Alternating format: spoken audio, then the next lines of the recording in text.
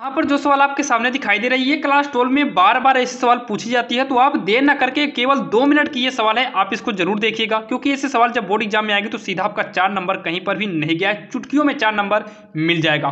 तो यहाँ पर देखिए आखिर इस सवाल को कैसे करेंगे, ध्यान देना, इस सवाल को दिमाग का यूज करिएगा, सिद्ध करना है। और जब भी आपसे सिद्ध करने की सवाल आए तो सबसे पहले आप LHS को तो जरूर नोट करिएगा। LHS को डालने के बाद पहले आप इस सवाल को अच्छे से नोट करना। तो x प्लस वाई है, y प्लस जेड है, z प्लस x है, z x y 1 1 1 और यहाँ पर लगाएंगे मापांक। पहले हम LHS को अच्छे तरीके से नोट करेंगे।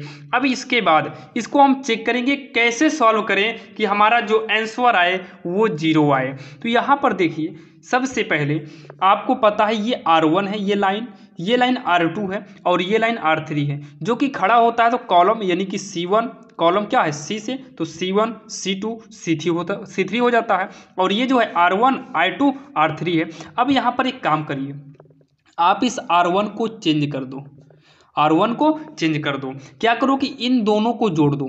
अगर इन दोनों को जोड़ेंगे तो x y तो है, z भी हो जाएगा, यानी कि x y z तीनों हो जाएगा। इसमें y z है, x को जोड़ेंगे तो x y z हो जाएगा।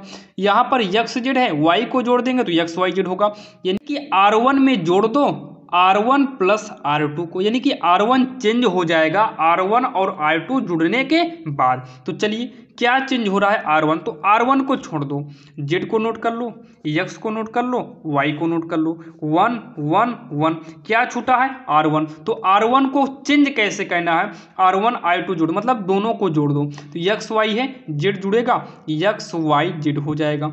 यहाँ पर Y Z है, X को जोड़ेंगे तो X Y Z हो जाएगा। यहाँ पर X Z है, Y को जोड़ेंगे तो लाइन से कर दो X plus Y plus Z।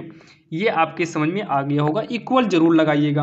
अब उसके बाद इतना करने के बाद एक काम करो, सारणिक का मतलब अगर लाइन में कुछ कॉमन हो रहा है तो कॉमन ले सकते हैं। तो इस लाइन में तीनों मैच कर रहा है तो कॉमन लेंगे, यानी कि ये वाला हो गया बाहर।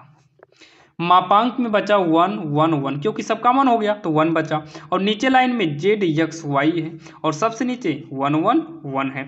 और ध्यान देना सारणिक का नियम होता है, सारणिक का नियम होता है अगर दो पंक्ति या स्तंभ बराबर हो गए, ये स्तंभ है और ये पंक्ति है, अगर दो पंक्ति आपस में बराबर हो जाए तो उसकी वैल्यू 0 होती है। और 0 करने से पहले जो पंक्ति बराबर है, यानी कि R1 बराबर है R3 के।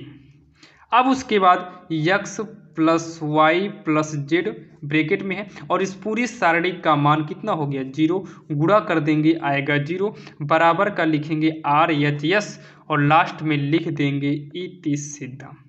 क्या लिखेंगे, इति सिद्धम। और यही इसका जो है फाइनल आंसर हो जाएगा, जो कि आपके समझ में आ गया होगा और ये सवाल बहुत ही इंपॉर्टेंट थी, आपको समझ में आया होगा। तो चलिए अब आपको मिलेंगे किसी अन्य वीडियो में, और अगर वीडियो पसंद आया हो तो चैनल को लाइक सब्सक्राइब जरूर करिएगा। तो चलिए मिलते हैं किसी अन्य वीडियो में, तब तक के लिए जय हिंद।